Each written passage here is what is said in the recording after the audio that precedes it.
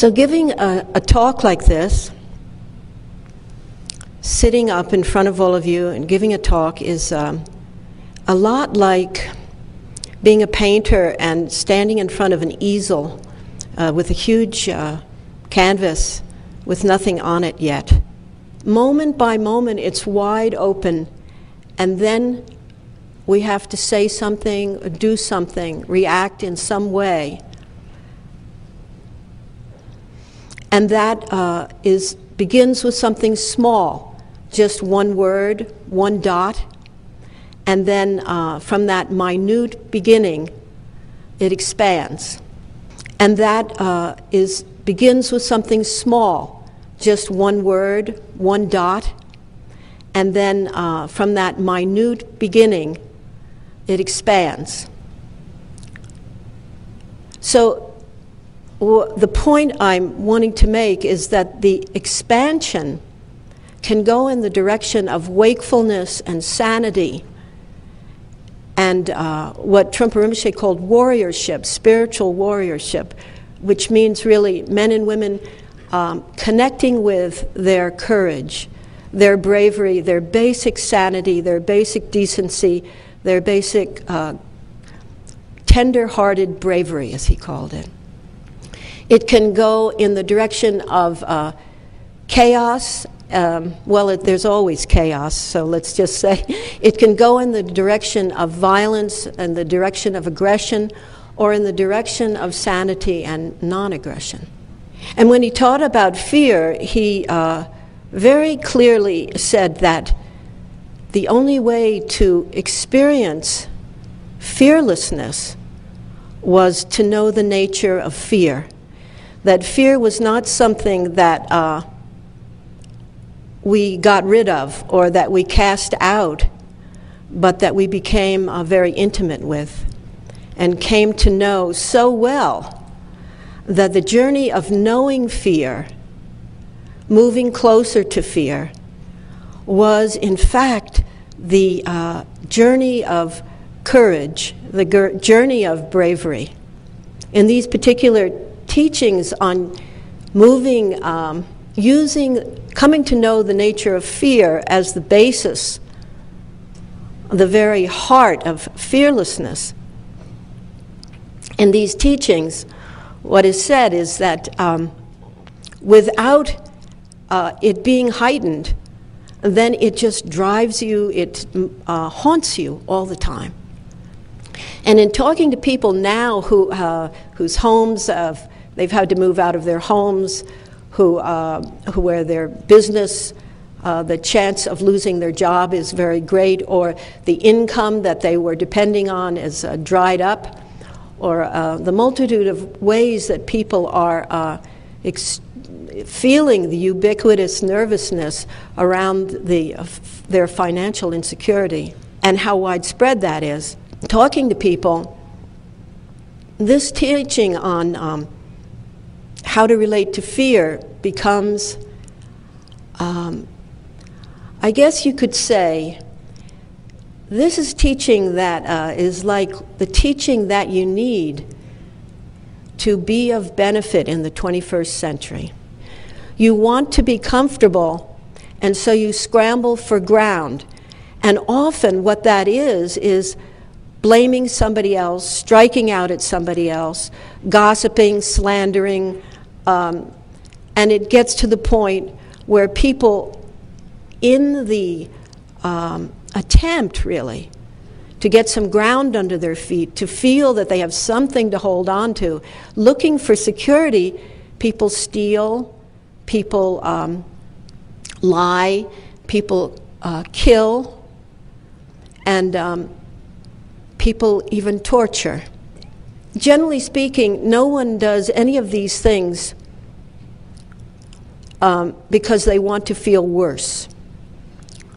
They do it because the situation is, what they're feeling in the pit of their stomach is such a groundless, insecure, uncomfortable, wide open, nothing to hold on to, open-ended experience, that they just want to find something to to hold on to, something that represents security. And one of the biggest ways to do it, along with entertainment, along with drugs and alcohol and all the other ways we try to find some pleasure, along with that, one of the ways we also do it is to divide the world up into with our views and our opinions about how things should be and how things are supposed to be, and we hold tightly to those views and opinions. Face toward your fear, leap into your fear, and my favorite was a smile at fear. But the main lesson is, or the main teaching is, that you actually can stay with it. You actually can turn towards it. You actually can leap into it. Rather than having it set off this chain reaction, the fear itself is the vanguard of wisdom, or the vanguard of courage. The fear itself is the dot in the groundless ground. Something arises as fear, and then what happens next? Does it go in the direction of aggression and striking out against yourself or others, or does it go in the direction of confidence, the direction of gentleness, the direction of courage and tender-hearted bravery? But the teachings are more about being present, being open, simply being open to not just the comfortable, secure, pleasurable parts of life.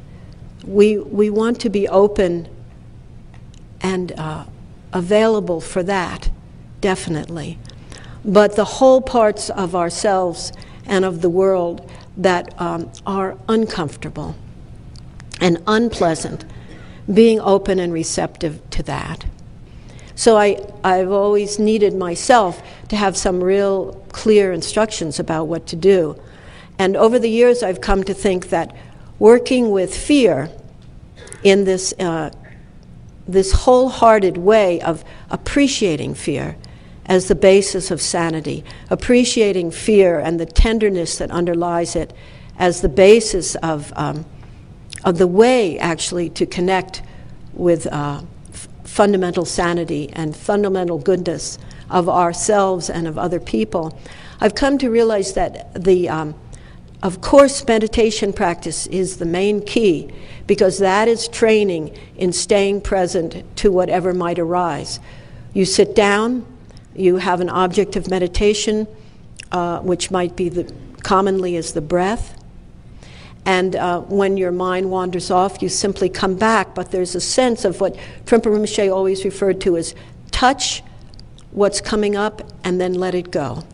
So it's not like repress the difficult feelings, but actually touch them briefly and then let them go, so you don't also become kind of overwhelmed and bogged down. You need this kind of help. You need this kind of instruction of how to actually do it, because if fear is challenging enough, and then the instruction is turn towards it, and what are you going to discover? Vulnerability and the pain of tenderness and shaky tenderness, as Trungpa Rinpoche called it.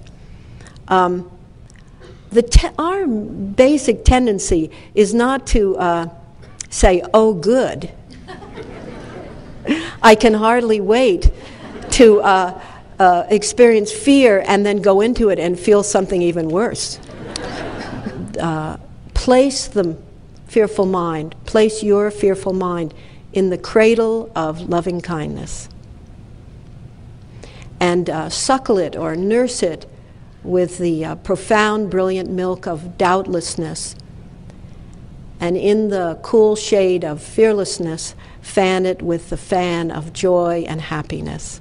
No tenderness for ourselves translates as no kindness, no compassion, no mercy for others. So this loving kindness, this atmosphere of warmth, is allowing yourself to be as you are without justifying it or condemning it. This allowing is a process of being here all along, not just when we like how it's going, but being here all along. And as I say, instead of that making you more self-absorbed, it makes you very decent, very sane, and very open to the world and other people.